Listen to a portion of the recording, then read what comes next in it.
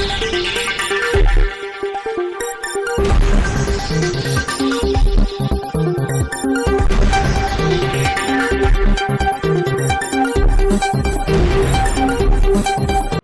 દર્શક મિત્રો, આપ જોઈ રહ્યા છો શિનોર સમાચાર। ચૈત્ર નવરાત્રિના 9મા નોરતે પાવાગઢ મહાકાળી માતાના મંદિરે 1 લાખથી વધુ માઈ ભક્તોએ માતાજીના દર્શન કરી ધન્યતા અનુભવી।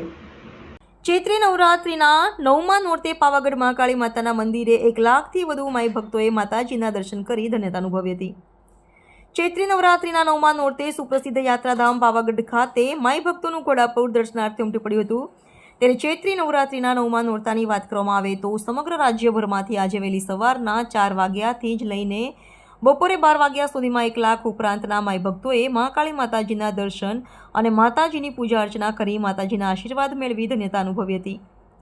અત્રે ઉલ્લેખનીય છે કે ચૈત્રી નવરાત્રિના 9મા નોરતે સુપ્રસિદ્ધ યાત્રાધામ પાવાગઢ ખાતે પોલીસનો ચુસ્ત બંદોબસ્ત પણ ગોઠવવામાં આવ્યો હતો। રિપોર્ટર દીપક તિવારી, શિનોર સમાચાર ન્યૂઝ, પંચમહાલ।